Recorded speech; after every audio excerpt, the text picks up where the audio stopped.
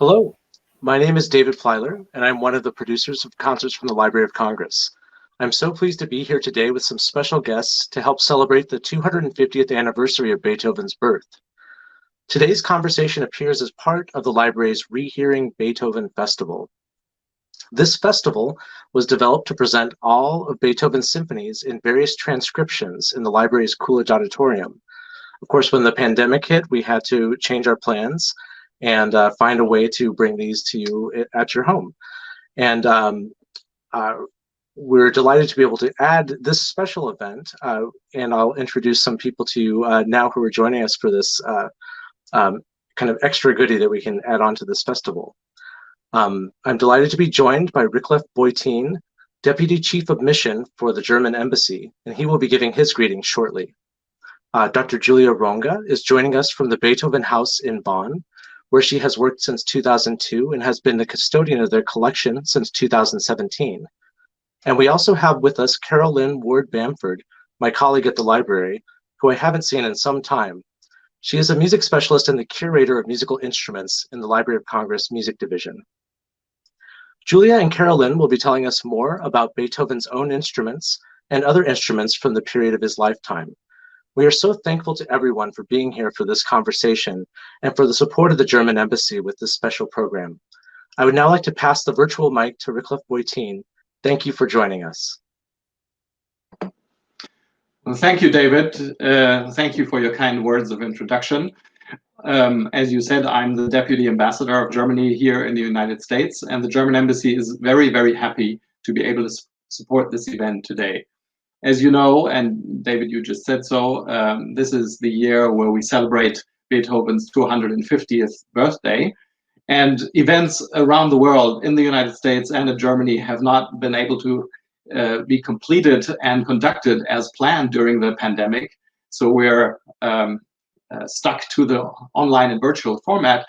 But actually, if there's one good thing about the pandemic, and there's very few, it's really that we use these tools that we have at our hands and bring people together across the Atlantic in this kind of format. So I'm very happy we're able to do this and support this as the German Embassy.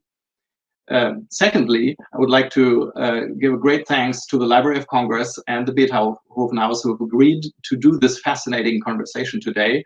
And Carol Lynn and Julia are experts in their field, and I'm very excited to be part of this today for a number of reasons. Recently, I've been fascinated by an article in the New York Times about, which was called "The Woman Who Built Beethoven's Pianos," about Nanette Streicher. I admit is a person I did not know about, and it's this article was about the piano maker that was a friend, but also a big support for Beethoven in terms of music. And really, if you want to understand a composer and the music, it's part and parcel of understanding him or her and the music, that you understand the history and the surroundings and those people who helped bring it along. And this is what these experts, I think, will try to explain a little more in depth today, what was going on around Beethoven at the time. And thirdly, I want to say I'm not originally from Bonn, but I lived there for a number of years, studied there. I've passed by the Beethoven House hundreds of times, but it's been decades really since I've been inside. And I don't think I've ever had a tour and a conversation with somebody who was actually working there. And the same is true for this part of the Library of Congress. So again, thank you very much for doing this today. I'm immensely grateful to you for doing this, and I'm very happy to pass the word over to Carol Lynn and start the conversation between these two great women and experts in their field. Thank you. Oh, thank you so much. We are thrilled to join together with all of you too. I haven't been to Bonn, I haven't been to the Beethoven House, so I've been really looking forward to this tour and exchange with Julia. I have been to the German Embassy. I brought one of our violins over for a reunification day in 2006. Our Chrysler Guarneri came over. The other thing about the pandemic, I think that's been great, and working at home, has been listening on the radio to so much Beethoven this year. It's just been amazing. I've had the radio on nonstop and just have been, every time I think about a symphony, then it shows up, and it's been wonderful. And the Stryker article was really, really great because not only did she build the pianos, she helped him manage his life, like you said. And that makes me really think about Hello Beethoven at the Beethoven House. You have the most wonderful, wonderful educational component on your website. I think I stayed on it for 6 hours one night. I did every single link. I thought it was fascinating that you told Beethoven's life in its context of history, and you showed all these documents and personages. It was fabulous, and I just want to say kudos to you and your team for doing that. So, should we start with our tour? Where should we start in Beethoven's house, Julia? So, Beethoven House, the museum, is in two parts. The front part is a house from rich people. What you can see perhaps on the ceiling is decorated. And there is a small house behind this house, a garden house. And this is the house where Beethoven is born. So in this house, all rooms are much smaller. The ceilings are not decorated. But today, to give more space in the museum, we linked to the two buildings to have at least a little space. Both buildings are from the Baroque era, so they are very old and under protection. Behind me is Beethoven's quill. So this is the quill with which he wrote all his famous works. Not all of them, because it's a goose quill and they lasted only a few weeks. But this is one of his last quills. And we also have a quill from metal, which he started to use in the very last months of his life. And I decided to get near the source of creation, near Beethoven's quill. And I know you have a lot of objects that you've accumulated over the years. So what are some of your favorites that really tell a story about his life, like the quill, musical instruments or furniture or something? Yeah. So the collections of Beethoven House are the biggest Beethoven collections in the world. We have many, many manuscripts. We have, for example, the autograph of the Pastoral Symphony. We have the Waldstein Sonata. We have the Moonlight Sonata, and many, many others. Almost all the piano sonatas, many string quartets, the cello sonatas. So we have a real huge manuscript collection. We have 1/3 of all Beethoven letters. But we also have almost all authentic oil paintings. So all images from Beethoven, are housed in Beethoven House. There's only one in Vienna, and all the others are here. And we have, of course, many musical instruments. We have Beethoven's last piano, which is unfortunately not a Streicher piano, but a Graf piano. Beethoven didn't possess it. Graf put it in his house as a loan for the last months. And when Beethoven died, he took it back and named it Beethoven. And this piano is here in our collections. And we have all the string instruments Beethoven possessed. So this is the string quartet instruments Prince Lichnowsky offered to him, and another cello and another violin. So Beethoven possessed 6 string instruments, and we have the viola Beethoven played in the court chapel of Bonn. So most people know that Beethoven was a very famous piano player, but not many people know that he also played violin and viola. And he was a paid viola player in the court chapel in Bonn. When he was quite young. Let's go back to the portraits and work then through to the musical instruments. So we have one here at the Library of Congress. Yeah. That Beethoven sat for in about 1814 to 1815. And it was painted by Haeckel, who actually built pianos and was a painter. But it seems to me as if it's a great, beautiful portrait of Beethoven. He looks not quite as dashing as your 1820 painting, but he looks youthful and full of, color and stuff. We recently had it restored a couple of years ago, and it just even more the color in his face came out, and of his clothing. It's quite wonderful. And when I have young students come into the Jefferson Building at the Library of Congress, where it hangs and it's open for the public to see, I ask many of the young music students, like, who do you think that is? And a lot of them don't always know, because they're used to seeing the older picture, when he's, a little more disheveled looking. But we love this painting. I'm curious how Haeckel, who commissioned it and why Haeckel painted it when he was probably very young and just starting out as a painter. Do you happen to know? I don't know. I know that I beg your pardon. I know that there are people who think that this painting might be painted after Beethoven's death. So, wow, that's interesting. That's a great art mystery. I can't reproduce the circumstances now. You're saying that Beethoven is looking very, I'd say, handsome. We have some of the very early paintings of Beethoven, even a small medallion on ivory, painted in 1802. And you can see on the Beethoven authentic paintings, you can see the Beethoven myth working, because the young man is always very well dressed. His hair is always in a very good shape.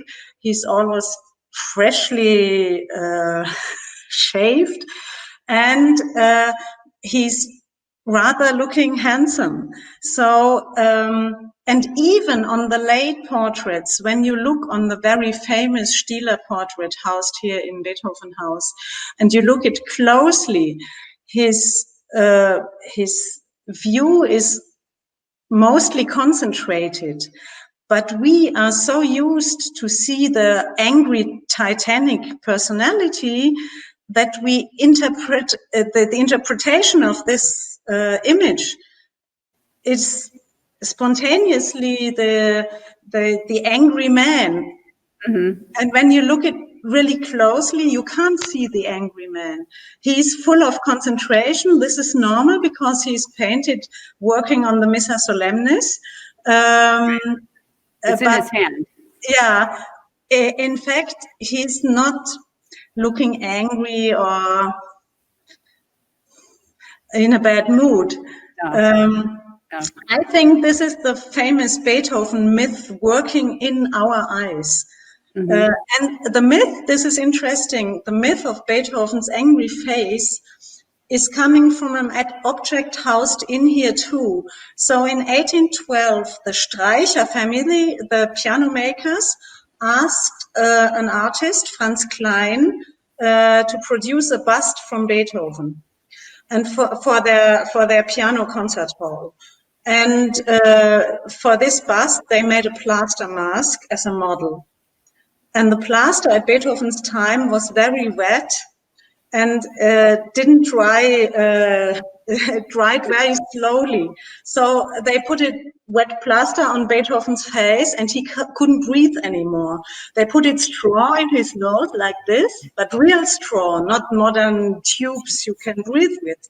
So Beethoven was very afraid to just can't breathe anymore. He stopped this session twice, and the third time it worked, but he kept his mouth really this way. So that this mask and also the bust coming from it had this famous, I'd say, grimace on his face. And this bust and the mask was the model for almost all 19th century paintings made after Beethoven's death. It's the most famous Beethoven portrait of the 19th century. So all the artists coming after Beethoven painted this angry mouth. And this is why we always see this Titanic, furious person. which probably never existed. You're probably right, especially because he was quite a prankster and joke maker and about his friends. So he had such a great sense of humor. You know, we also at the Library of Congress in our Jefferson building from 1897 have a statue honoring Beethoven. The building is named for Jefferson. And in the dome of the great main reading room that we have here, where all the scholars and researchers come from around the world to write books, say on Beethoven, there's art, the dedication to art around the dome at the top, and it's painted beautifully. And there are only two artists representing art, Michelangelo and Beethoven. And so when people can go in and see Beethoven up there, I think it was done about 1894 by Theodor Bauer. And Beethoven, it's a full figure. He's standing there, maybe playing something with one hand on the piano or conducting, and the other hand is up to his ear to hear something, perhaps. That's our wonderful tribute to Beethoven as well. And of course, in our music division, we have a lot of Beethoven holdings. And in our musical instrument collections, we have many instruments that Beethoven would have heard, or his compositions, you know, those instruments would have been performed in his symphonies or in his, you know, sonatas or things like that. So we can also talk about that. But let's get back to your musical instruments. So the young Beethoven has a viola. He plays the viola. He's playing the organ and in the church in Bonn. So that takes us to the first two musical instruments of his youth, right? The viola and the organ. Let's dive in a little deeper with those. So Beethoven's viola is a service instrument. So it doesn't belong to him, it belongs to the court, and this is the reason why it stayed here. It's a very, very fine instrument. Probably from the string instruments we possess, it's the best one. It's a viola from Sebastian Dahlinger from 1780. And perhaps Max Franz, the last Prince Elector from Bonn this is the son of Maria Theresia, a brother of the emperor, of the Austrian emperor. Perhaps he took it with him when he came from Vienna. This is possible. And it's a very, very fine instrument. We still play sometimes when there are really high artists here. We allow them playing this viola. And we took it to Los Angeles last year. And it has been played by the first viola of the Los Angeles Philharmonic Orchestra. Wow. Yeah. Wow. And then what about the organ that he played on? So Beethoven played the organ every morning at 6 o'clock for Mass at the Menneritz cloister. And he did this without asking him. So my theory is that he loved playing organ for Mass because organists in the liturgy may improvise. They are asked to improvise, but because you can never know when the priest is ready. So they play as long as necessary, and Beethoven loved improvising. And his father told him not to do so. So my theory is that he liked playing organ at high Mass because this was improvising for a job, for money. And the organ existed until the Second World War and then was lost. But in 1906, they decided to change the console because the console was very old and the technique was not working anymore. So they renovated it and asked Beethoven House, do you want the old console where Beethoven played on? So the organ itself doesn't exist anymore, but we have the pedal and the keys and the stops.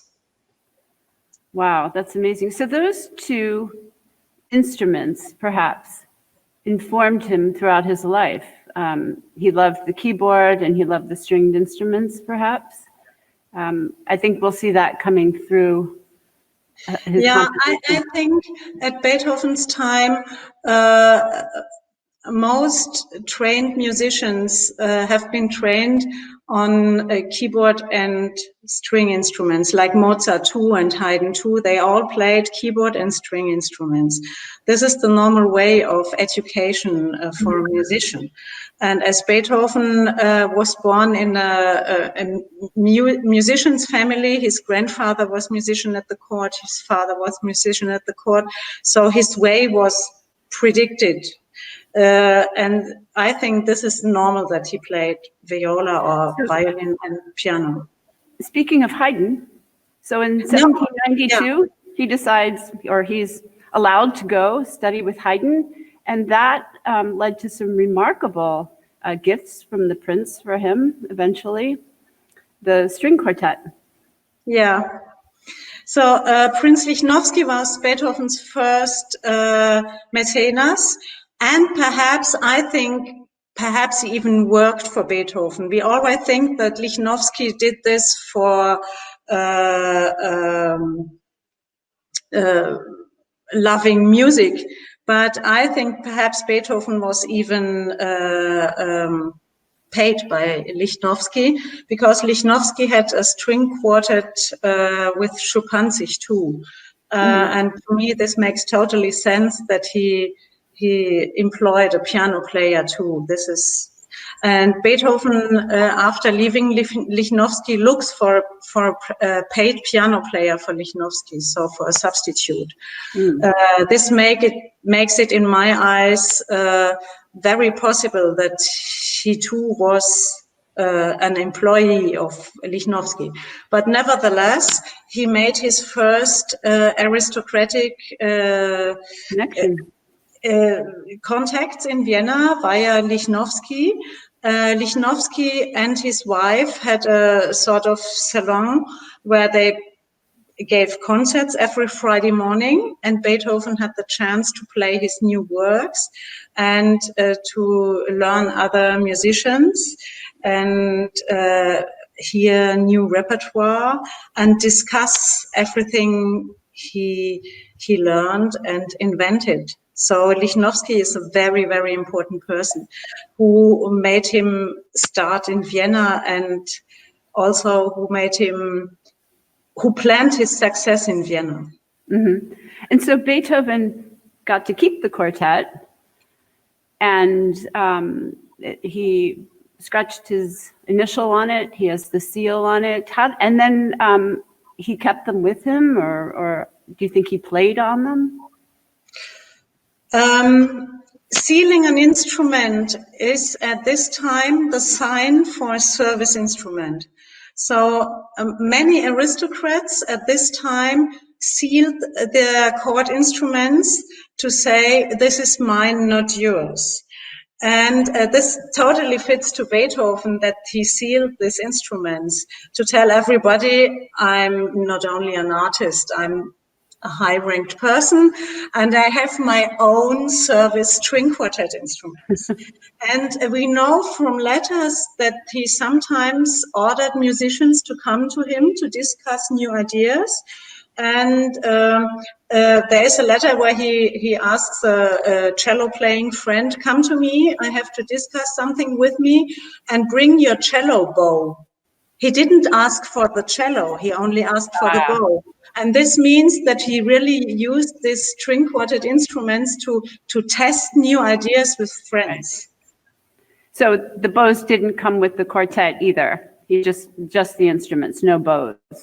No bow, no. And so he kept these instruments his whole life. Yeah. He wrote about them to his brothers in 1802 in the very famous letter. And then after his death, they were sold at auction. Yeah. Is that right? Yeah. So and then how did you get them back in the Beethoven house? This is a long story. So Beethoven had 6 string instruments, and 4 of them are from the Lichnowsky quartet. And when they were sold, they were mixed up. So after a long 19th century, the potentially Lichnowsky quartet came to the Prussian king. And when Beethoven House Association was founded in 1809, the Prussian king decided to have this new association with their museum. And already in 1890, he gave us these string quartet instruments. So they are here on loan from the State Library in Berlin. But we know now that only 2 of these instruments are belonging to the Lichnowsky quartet. The other 2 have been Beethoven instruments, but not from the Lichnowsky quartet. And the 2 others appeared only in the last 20 years. So we have the second Lichnowsky viola. It came from the US and have been gifted to us in 20 years ago. And the Lichnowsky cello came to us 10 years ago as a loan from Israel. Oh, that's wonderful. They've been reunited. Now we can group them together as they really belong. Right. But 5 of them are loans, only 2 are in our possession. And do you use them in concerts? Do musicians come and play on them as well? We do this, but very, very rare, because we have to open the showcases and take them out. And we are, when there is no pandemic, we are open every day. So, and if you want to play them, you have to play them for several days to make them sound. So if we take them out, we have a full room empty. So Right. we do this, but it's really a very special occasion. We sort of have a similar situation here at our library, kind of similar that the quartet went to a library there.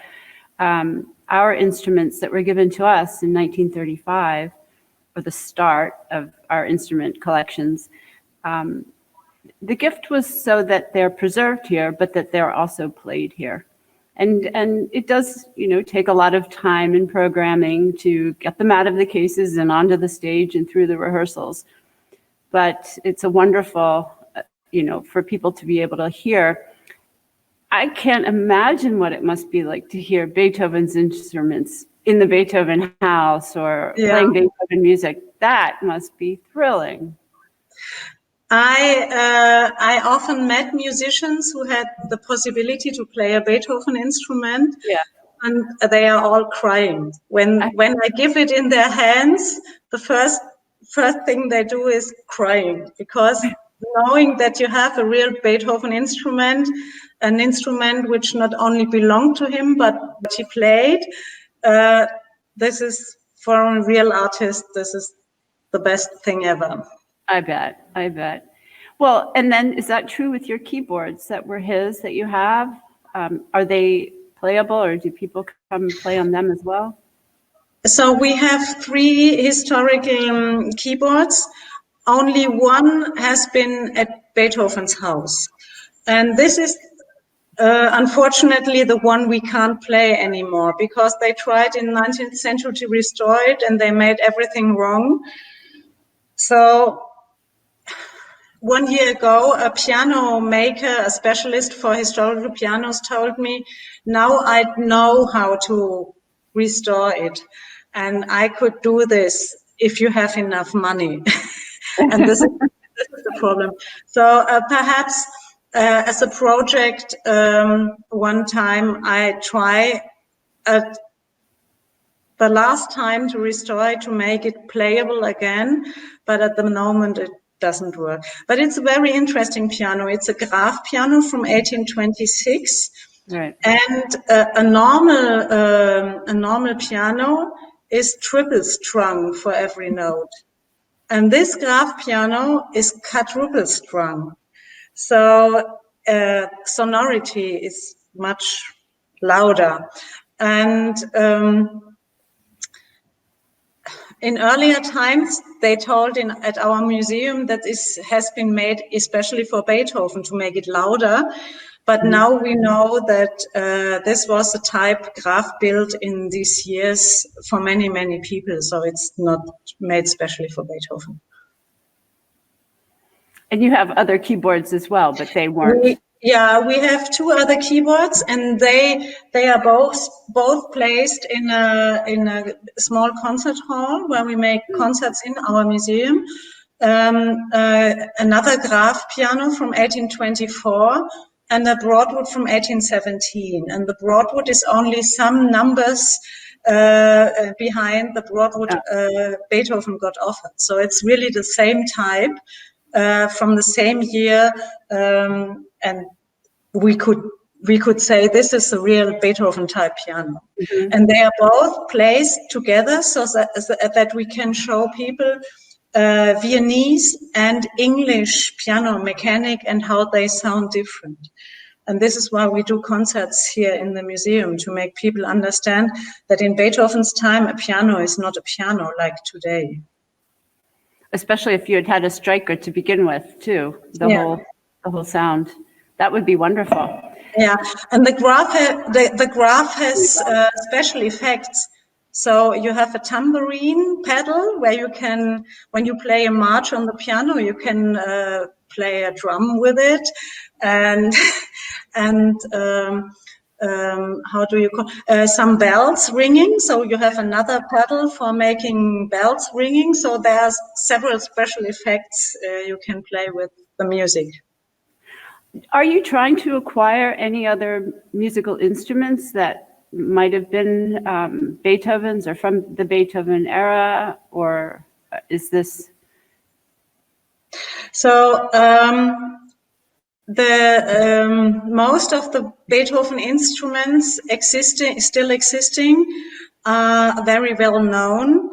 All string instruments are here, and the pianos still existing are in Austria and in Hungary. So at the Hungarian National Museum, right? As far as we know, there aren't any authentic instruments left voyaging out there in the world. Mm-hmm. So if nothing special happens, I don't think that authentic instruments will reappear. We try to buy mostly manuscripts. So this is the main task of the collections. And as far as there are still Beethoven manuscripts in private hands, this will always be our main aim. Mm-hmm. We have a very huge collection as a gift of historical wind instruments. Right, I wanted to get to that. The Zimmermann collection, yes. Tell me a little bit about how you got those musical instruments, the wind instruments. Yeah, this was a private collector who lived not very far from here, and he only collected wind instruments, but very precious ones. And when he died, his widow decided, where should I give this? I can't keep it and I'm not interested. And she looked around, and the nearest place she could find was Beethoven House. And of course, we accepted. Of course. And they're perfect. Yeah. They're wonderful. And I can relate to having a lot of wind instruments. We have nearly 2,000 woodwinds here at the Library of Congress. Yeah. And I was surprised. I looked through a lot of them, hoping I could find documentation that one of them had been played by a wind instrument player that would have been under Beethoven. And I couldn't find any direct links, but certainly we have dozens that he would have heard, English horns, clarinets, oboes, flutes. In back of me right here, you see a little piccolo, an ivory piccolo made by Ziegler, a 6-keyed, beautiful ivory piccolo that he very well could have had a musician play. The flute collection that came to the Library of Congress in 1941 is a reference collection as well. And it has 10,000 scores, 3,000 books and treatises, along with all these flutes. And so I looked through the scores and I looked through the books. And there are two treatises or tutors in particular that struck me that Beethoven, in the Beethoven era. They were published in England in 1821 and 1823 because there were so many amateur musicians and professional musicians, especially flutists. There were flute fanatics in Germany and in England, and they were publishing these tutors all the time. And one of them, who went from Germany to London, was George Baer. And he definitely played some of the Beethoven symphonies. And he published this tutor in the 1820s. And one thing in the Beethoven symphonies that, I don't know what came first, either Beethoven wanting to extend the range down or up, or flutists wanting to extend, flute makers. But George Baer depicts one of these Viennese flutes that was played a lot with a lower range or a higher range, an extended foot joint. And that, I think, shows the problem that was going on at the time for Beethoven. I don't know what wind instrument he might wanted to have heard, with the first symphony in the 1800s and on. But the flute at that time that he was, first writing in the symphonies for was either a one-keyed or a four-keyed flute. By the, Fifth, Sixth Symphonies and the Egmont Overture, it would have been like a six-keyed flute. This is a six-keyed piccolo here. And then later on in the later symphonies, an eight-keyed instrument. And so it wasn't until after Beethoven's death that the flute then really, changed. It went from something being of wood or ivory to a metal instrument with different key system, the Boehm system. And so, I look around at the flute collection, and we have so many of these one-keyed, four-keyed, six-keyed, eight-keyed flutes here at the Library of Congress that I just can envision would have been played under Beethoven, under some of those symphonies. So I hope that one day you can come here and have a tour and see all of our flutes. I'd really like to do so. I was talking about the popularity of the flute, and during Beethoven's time. I mean, he knew it was very, very popular. And the problem, I think, was that the keys were very difficult for people to adapt to, from a one-keyed to a four-keyed to a six-keyed to an eight-keyed flute. So that was one issue. The one treatise in 1826 complains that the best flute is a six-keyed flute because eight is too many keys and there are too many problems. So I think that, I know I'm focusing on the flute right now and the wind instruments, but they were softer, there were intonation issues, and I think that it really wasn't, unfortunately, until after Beethoven's death that the flute became its modern instrument that we all hear today in modern performances. Not so with the stringed instruments. Yeah, this is a very fascinating point because wind instruments in whole change a lot while Beethoven's lifetime. And perhaps he himself is making them change because his music is so complicated that they looked for other possibilities to make it heard. And on the other side, Beethoven knew how to play piano. He knew how to play violin, but he had no idea from wind instruments. And he knew that this was an issue.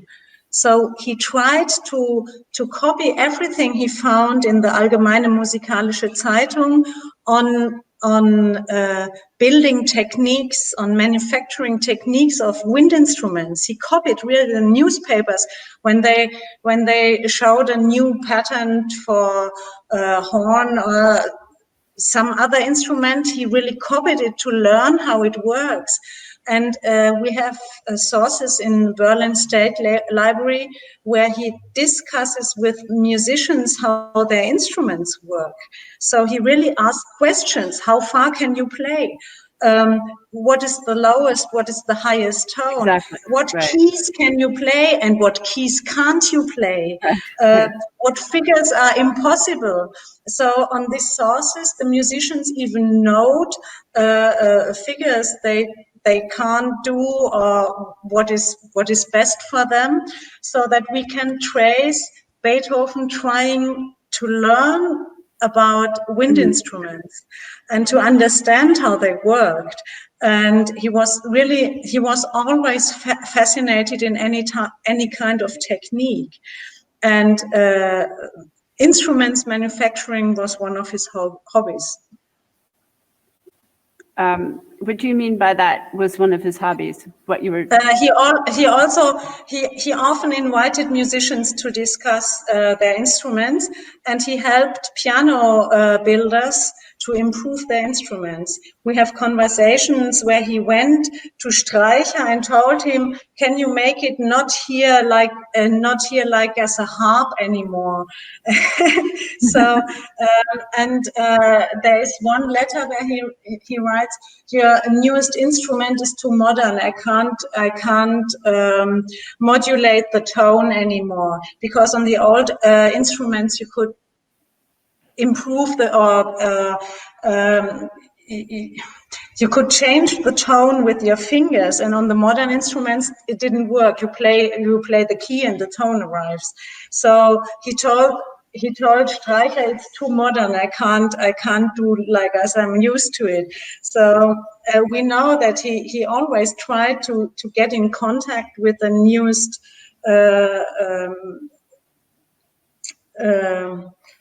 newest inventions on the instruments market. I don't think he went to the flute makers, though, because that didn't really happen. The one thing, let's go back to what was a little more stable, was the violin and the bow, right? Yeah. The instruments that he got and that he could work with, those weren't changing. As you said, the wind instruments very much were during that time. And the wind instruments early on, say when he was writing before the 1800s, in the late 17th century, the flute would have been very soft and not having a great dynamic range. Intonation was an issue, besides the fingerings that I mentioned. But then we have the violin and we have the bows. And we here at the Library of Congress, we have a collection we call our Cremonese collection of Amati, Guarneri, and Stradivari. And the Stradivari instruments came with, there was 5 instruments by Stradivari, came with 5 bows that were supposed to be by Tort. And we found, through investigation, that 2 of them, one was actually by Picot and one was a copy of a Tort bow. So not really fake or real, just not what what Mrs. Gertrude Clark Whitall, who bought the bows, thought. But the Tort bow was something that Beethoven, that would have worked well in the Beethoven symphonies, versus the Baroque era bow. So I'm curious, when the musicians come to the Beethoven house and they play on your instruments, do they have a modern setup or the classical setup or the bows? Normally they have a modern setup because there are not many musicians in our times who still play the old bow. Mm-hmm. We have a specialist, professor at Bern, who makes master classes here, and he's a specialist on ancient bows. And he has in his own collection a huge set of old bows. And when he does master classes, he always takes his bows with him because it's so difficult to get one of the ancient bows. And I have often seen really trained musicians totally astonished when they played with the old bow because it's so different from the Turt bow. Mm-hmm. And we know that in Vienna of Beethoven's time, They would have loved to play a Turtbow, but this was forbidden. So Vienna a long time still used the old bow because Tourt was a French invention, and France was the enemy. And when you see a Turtbow of Beethoven's time, you can see from far that it's not the old model. So when a violinist in Beethoven's time would have played a concert with a Turtbow, this would have been a revolutionary act, because the audience, mostly aristocratic, would have noticed that this is not an Austrian bow. And so nobody played this bow. And we know that once Rode, the famous violinist, came to Vienna, and of course, as a Frenchman, he played a Turtbow. And when Beethoven saw this, he was writing the violin sonata Opus 96.